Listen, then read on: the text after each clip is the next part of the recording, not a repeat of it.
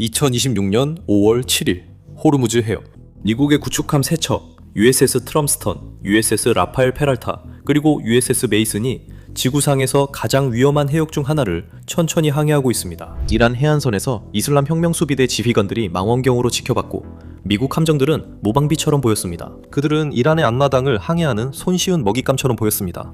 하지만 그들은 이것이 바로 미국이 원했던 위치라는 사실을 전혀 알지 못했습니다.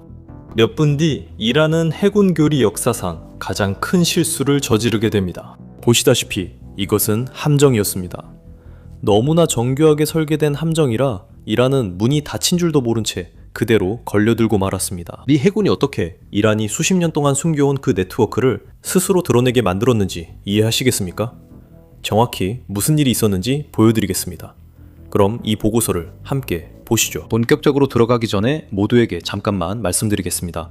아래에 있는 좋아요와 구독 버튼을 눌러주세요. 이것이 알고리즘에 정말 큰 도움이 되고 여러분이 저희의 앞으로 영상도 계속 볼 수 있게 해줍니다. 자, 이제 한번 보시죠. 미국은 이슬람 공화국이 페르시아만에 숨겨둔 해군 및 미사일 네트워크의 일부를 드러내도록 강요하는 뛰어난 군사 전략을 실행했습니다. 아다와르가 말했듯이 적에게 미끼를 던져 유인하고 혼란을 가장한 뒤 공격하라. 이게 바로 이틀 전 호르무즈 해협에서 실제로 일어난 일로 보입니다. 5월 7일 대치에 참여한 3척의 미국 버크급 구축함 USS 트롱스탄, USS 라파엘 페로타, 그리고 USS 메이슨은 단순히 호르무즈 해협을 통과하고 있던 것이 아니었습니다. 이들은 이란의 반응을 유도하려 일부러 눈에 띄는 표적으로 배치됐고 이란 혁명 수비대 IRGC 이른바 모기 함대 교리는 페르시아만 해안선과 인근 섬의 은폐된 위치에서 출발하는 고속 공격정, 드론, 해안 미사일 발사, 그리고 비대칭 교란 전술에 의존합니다. 구축함들은 취약해 보였지만 실제로는 그렇지 않았습니다. 공격이 시작되는 순간 미국의 ISR 자산들, 즉 레이더 항공기, 드론, 위성, 해군 시스템 등이 발사 신호를 추적하고 공격 경로를 실시간으로 식별했습니다. 그 덕분에 미군은 공격과 연관된 이란의 숨겨진 발사 인프라 일부를 신속하게 드러내고 타격할 수 있었습니다. 오버된 표적에는 카셈섬, 반다르 아바스, 반다르 카미르, 시리크의 IGC와 연계된 거점이 포함됐습니다.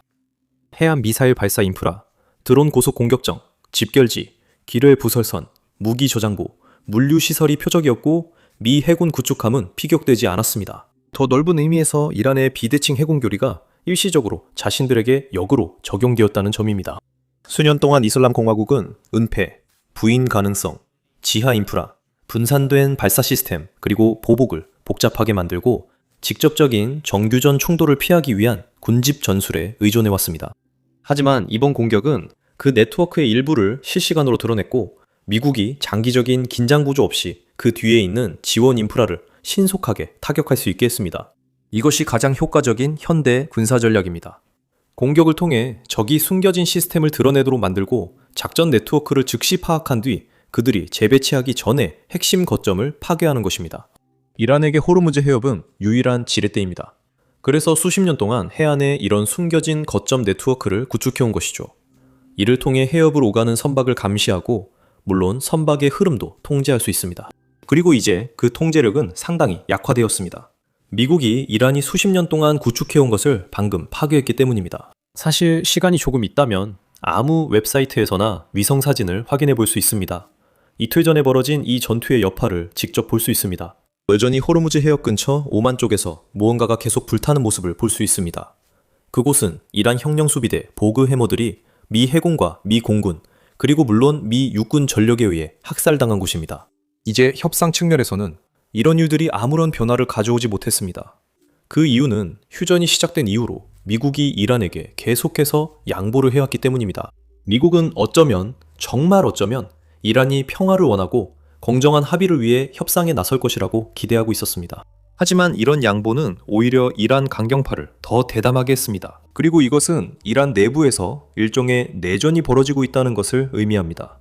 한쪽에는 이란 혁명 수비대가 있고 다른 한쪽에는 이란의 민간 정부가 있습니다. 뉴욕 포스트가 어제 보도한 내용입니다. 호전적인 혁명 수비대가 미국이 유지하는 불안정한 휴전 중에도 이란 장악력을 유지하고 있습니다. 이란 내부의 이 추악한 권력 투쟁은 미국과의 중재 협상을 혼란스럽게 만들고 있습니다. 친전쟁파와 친외교파가 테헤란이 합의안을 받아들여야 할지 아니면 전쟁을 계속해야 할지를 두고 치열하게 싸우고 있기 때문입니다.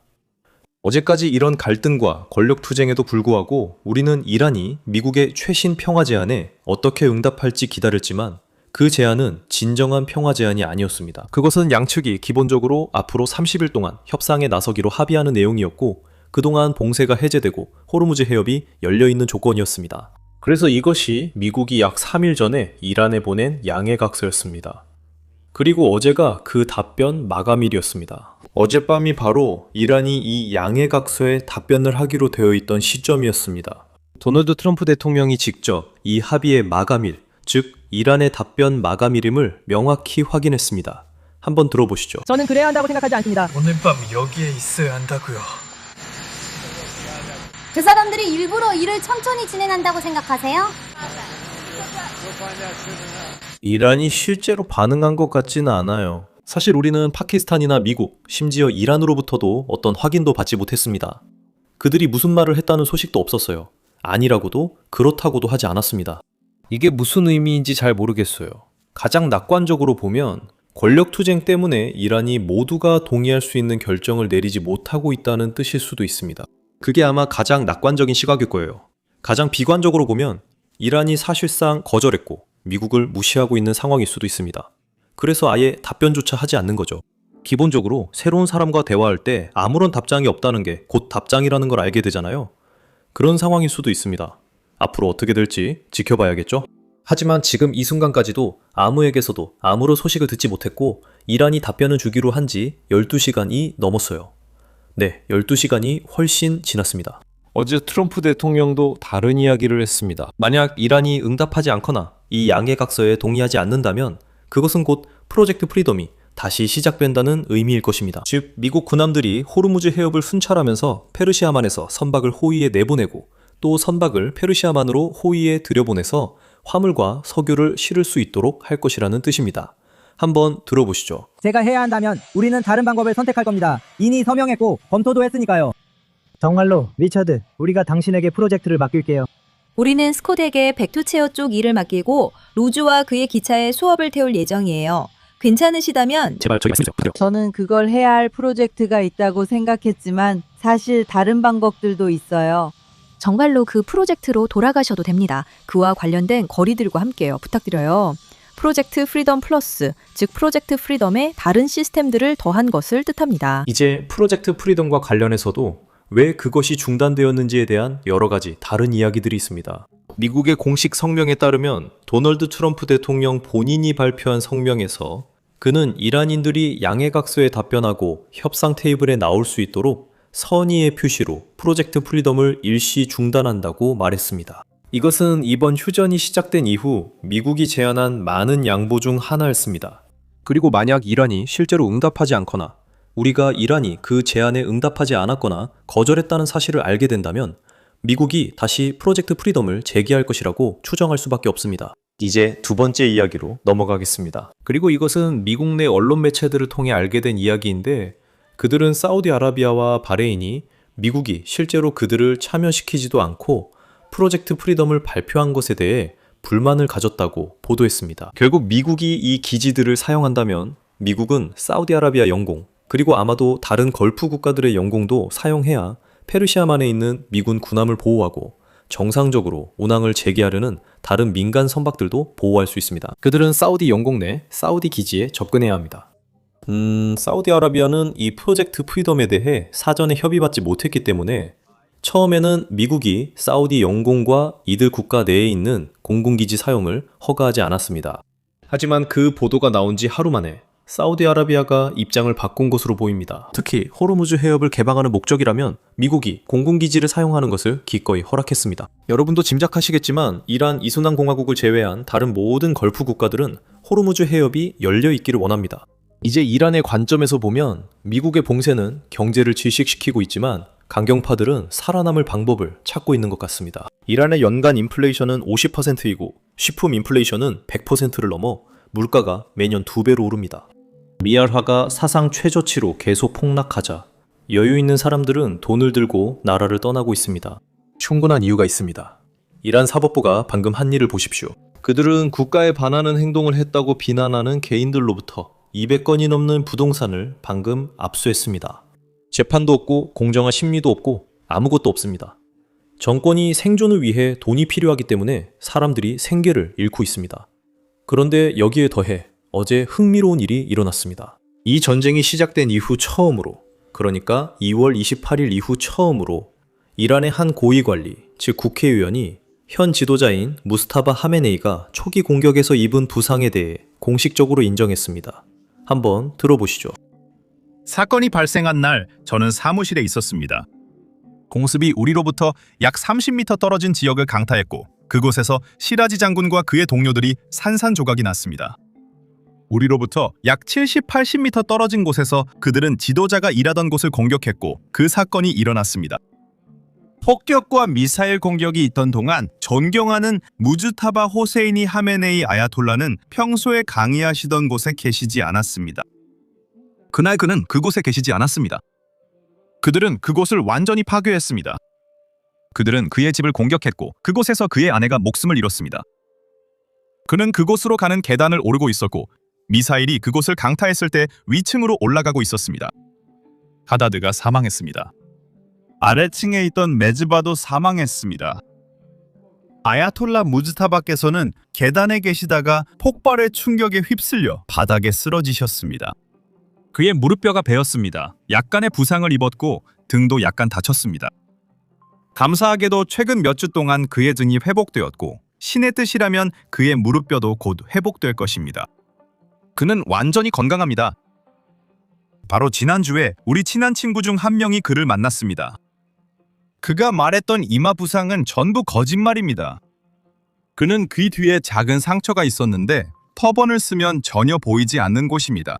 그 상처도 이미 치료됐습니다. 그는 완전히 건강합니다.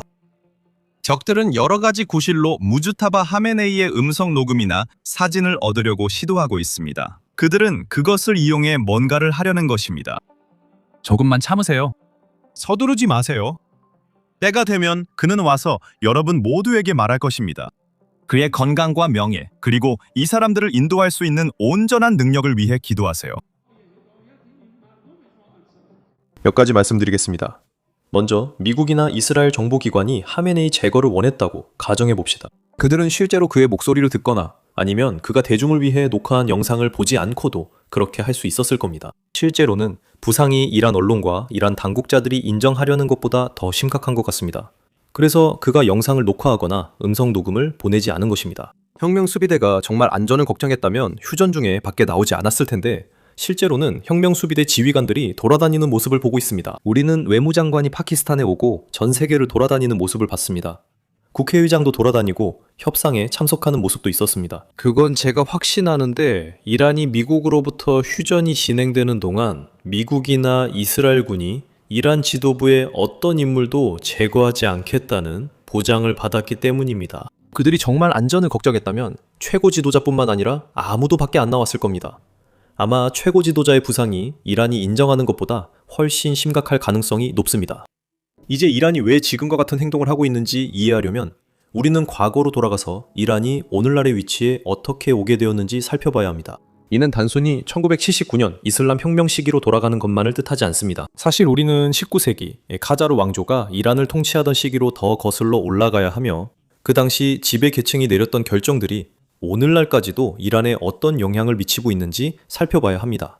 자, 뭔지 아세요? 그게 오늘 공개된 저희 여러 편의 팟캐스트에서 하는 일입니다. 만약 여러분이 이란의 역사와 우리가 오늘날에 이르게 된 과정을 궁금해하는 분이라면 꼭 한번 들어보시길 추천합니다. 설명란에 링크를 클릭해서 시청하실 수도 있고 화면에 나오는 최종 화면을 클릭해서 바로 보실 수도 있습니다. 기본적으로 화면에 보이는 영상을 클릭하시면 됩니다.